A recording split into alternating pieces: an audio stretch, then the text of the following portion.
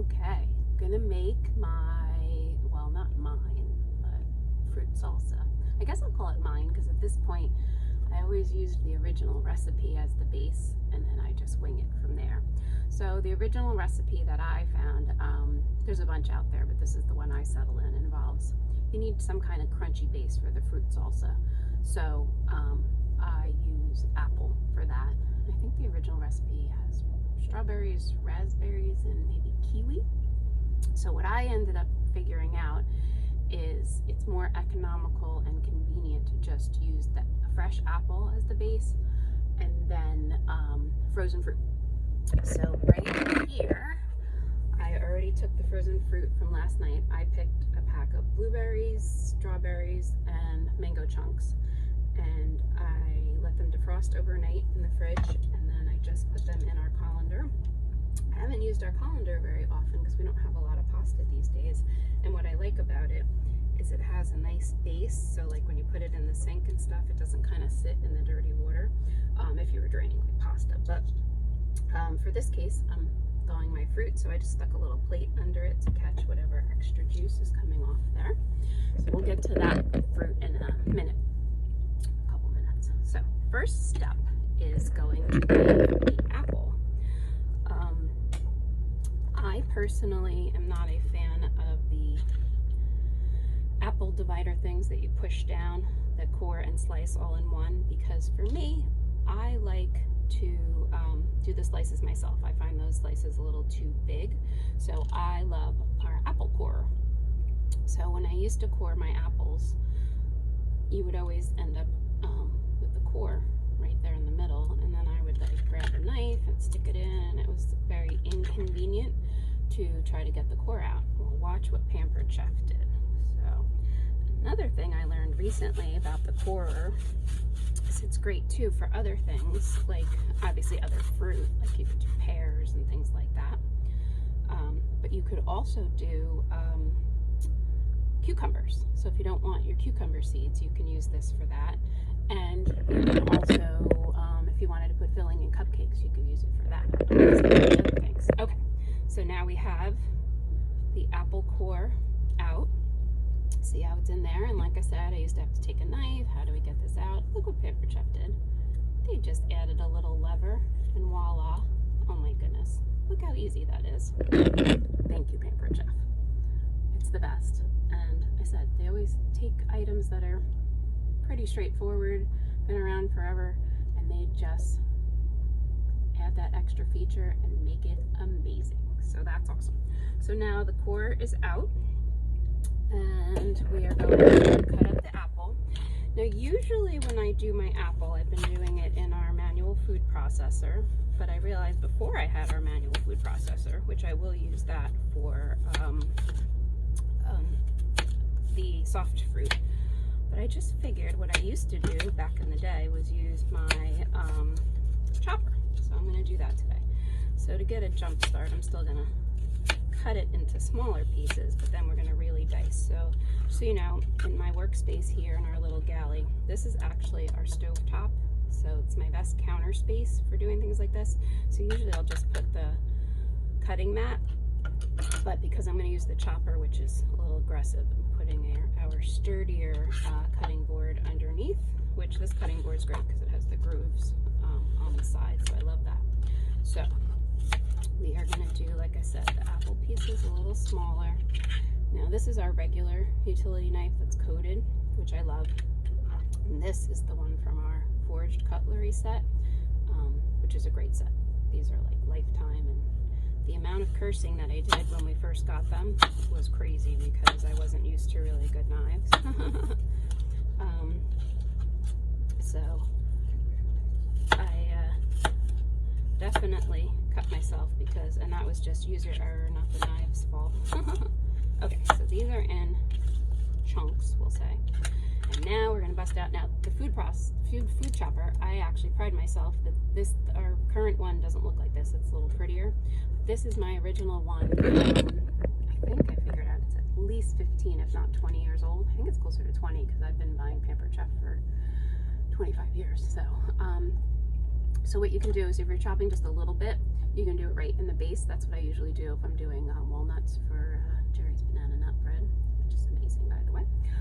So the thing with our chopper, which is great, is as you plunge, as you see, it rotates around so that it gets all the way around, and that's how you do your real fine chopping. I know people that use it for so many things. It's like a daily fixture. What kind of things have I seen on my VIP page? Onion, garlic. I made a soup recently, and I did my celery and carrots for that. It was so simple. So it's also great to get your aggressions out. So I'm just going to do a few pieces at a time, and it's going to get loud. So that's 6 chops. So for the purposes of fruit salsa, I'm probably going to go with about 10. So 4 more. Yeah, that's probably good. Okay, that's the consistency that we're looking for. So I'm just going to keep working through here. Perfect.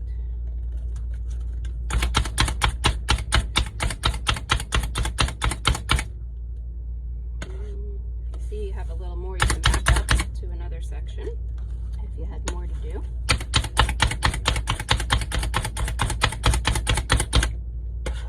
Perfect. Working my way over here.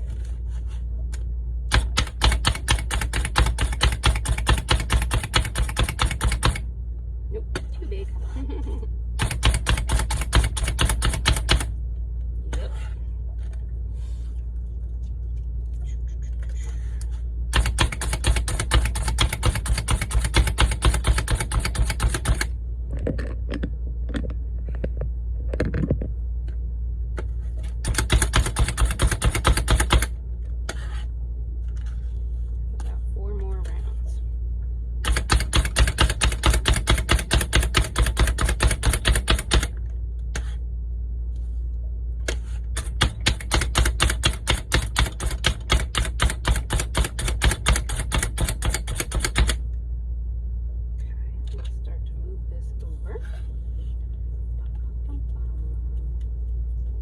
Section looks like it needs a couple more. 2 more to go.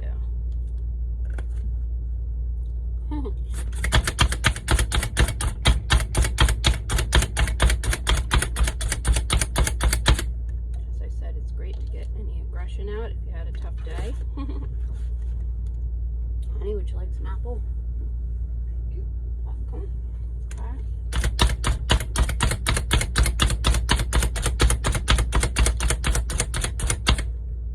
The exact timing on that, but that's the whole apple in about, I think, 3 minutes.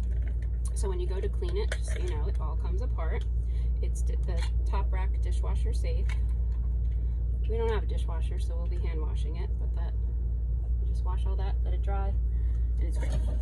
So what I love too about our cutting mat, so I have all this apple done, and so I'm going to put it into our medium stainless steel mixing bowl. And look, I'm just going to like that. Scrape it all in.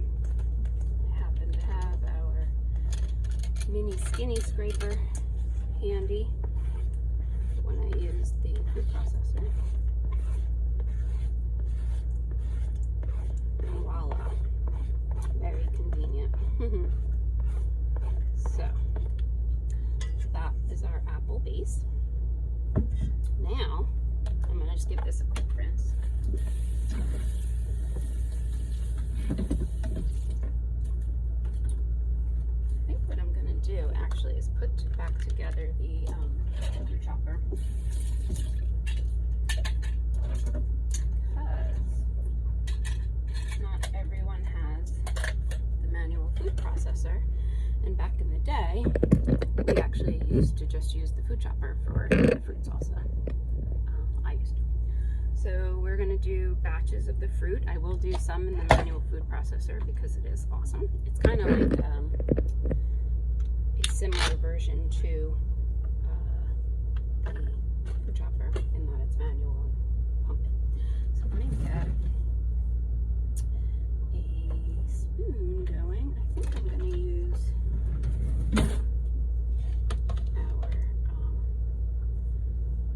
big scraper there because you can use it kind of to scoop stuff out too. So I'm just going to do a mix of the berries. You'll see the blueberries don't chop up the same as the mango and the strawberry, but they add a nice little batch of color and flavor to the fruit salsa. So I stick with that. And raspberries are good in this too. I like the mango. They did have pineapple, but I never tried pineapple. I decided not to add that. So that's pretty full. So this is what we do. We line up that in there, and then we just start pulsing.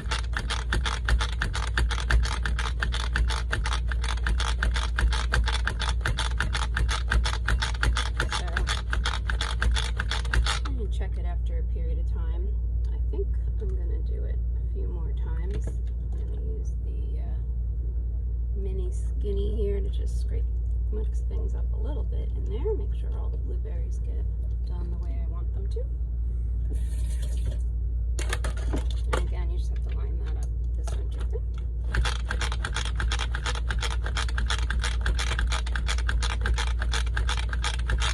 Okay, so we're going to take this out.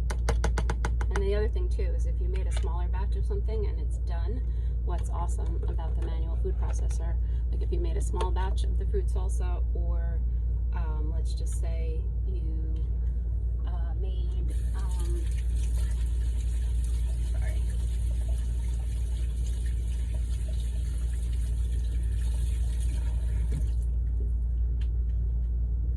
What's great about it is that if you took a small batch of something, like if you made a little batch of guacamole or whatever other little thing you can make in here, it actually has a lid, so you can bring it to wherever you're going or just put it in the fridge. So I'm going to take the batch that I made in the manual food processor and put it in with the apple. Then start stirring it around, and you're going to get the idea of how it's going to be. So now I'm going to do one more batch in here, and then I'll do one with the food chopper so you could kind of see the difference. Whoop, that's the only thing you have to worry about, is I knocked over the blade in the middle. And also use caution when you're cleaning the blade. This is dishwasher safe below the lid.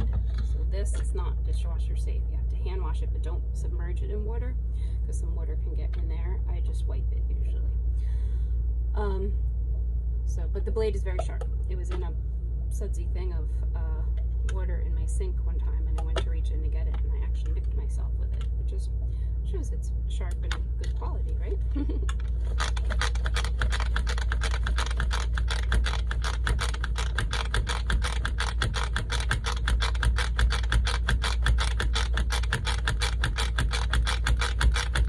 Okay, we're gonna check it. We have a couple of chunks in there. I'm gonna push them down a little bit, and then we'll be good to go.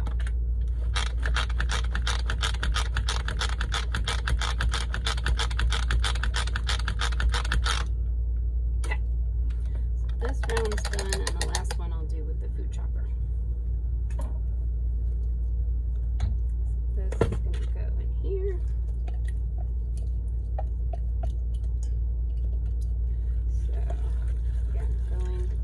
Weekend, so this is going to be a nice thing to bring, and I'm leaving some behind at home, so spread it out.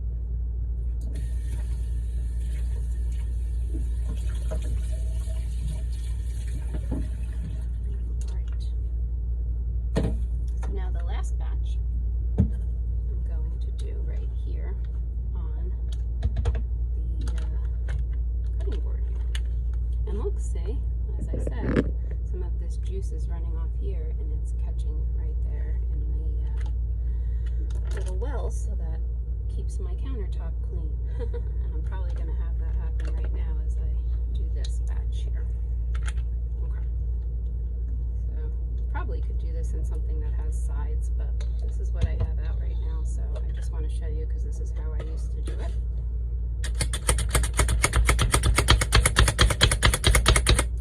Basically looking to pretty much pulverize the fruit.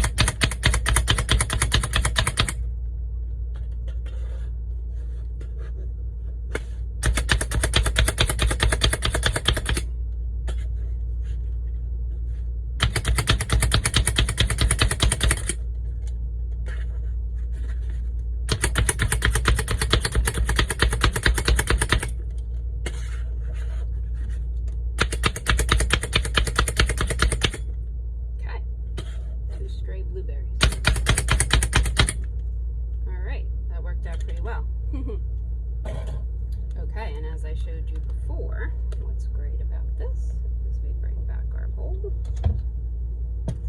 And voila. Just push it on. Look how colorful. So pretty.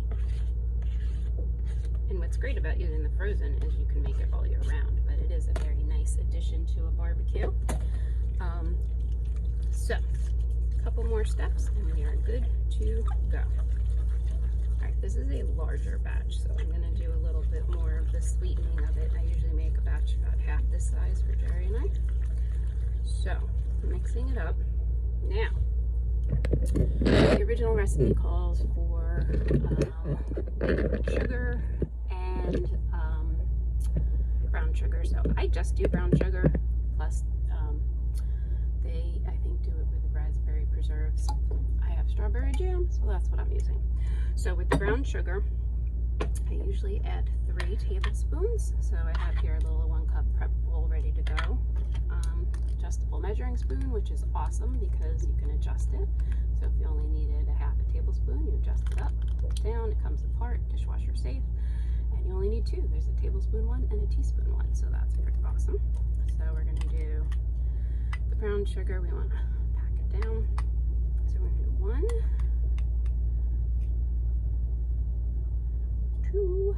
Oh, I guess I'll tilt it down.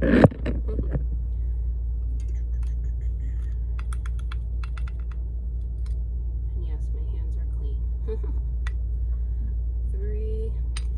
We'll do 4 to start.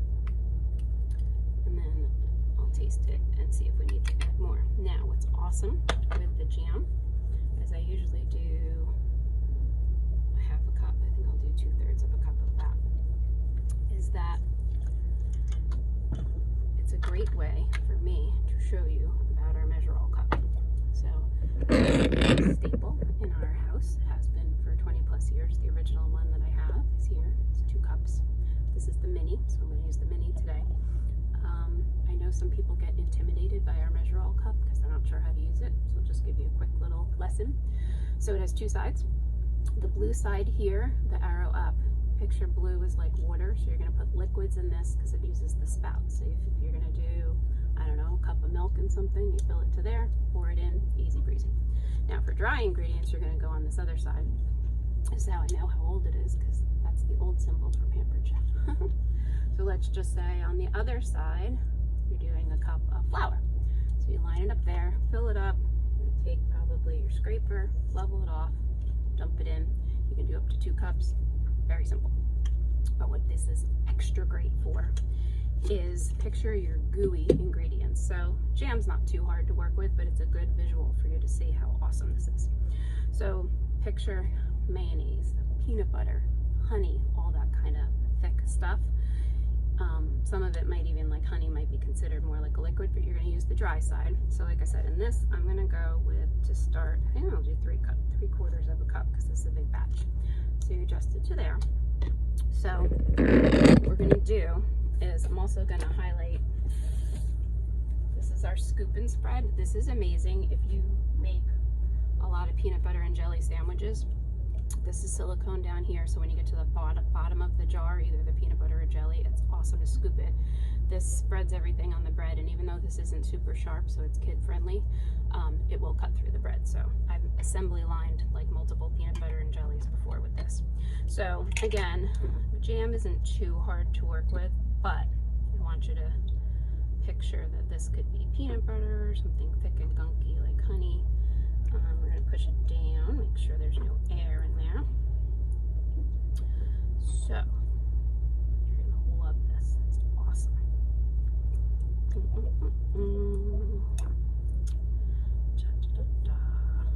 So, here we go. We are leveling that off. Good to go. So now watch. So I can easily, obviously, dump this in, but I want you to see this feature if it's a little bit of a thicker ingredient. What you do is you start pushing up at the bottom, scrape off the top, and would you look at the sides. There is not a shred of evidence along here that it even had anything in it, and there's just that little bit on top. Can you imagine how messy that would be if it was a cup that you had to like scoop the stuff and dump it in? Oh my gosh, So that's pretty much it. We're going to mix this up. Now what I'm doing is, because I'm leaving half behind for Jerry, and then I'm going to take some, and we have like a long car ride there. So what I am using is our, I believe it's the 1 quart, it's called Cool and Serve container. So these are great for warm weather, or even like if you have a Super Bowl party and you're putting like a cold dip out. And we have ones that have like, they're lower and flatter and dividing trays. We use that for like a big shrimp platter at Christmas time. You could do veggies, fruit, all that stuff. So what this is the base for whatever you're putting in it. Like I said, maybe a dip. This is going to be the fruit salsa. So what you want to do is a few hours before, the night before, whatever, every one of these comes with an insert. So this is now frozen, so you put it in the bottom.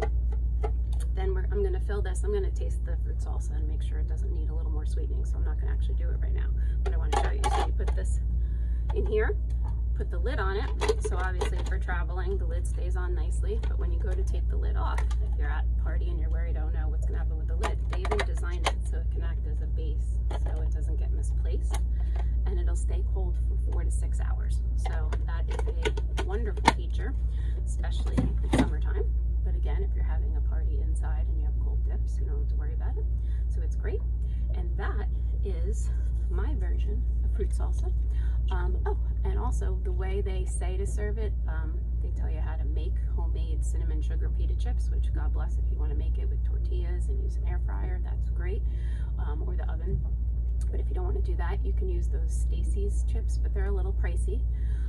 So if you don't want those, and then again, the cinnamon sugar one, you don't want to do the pita based ones, that won't be as much fun, because this is more like a dessert salsa.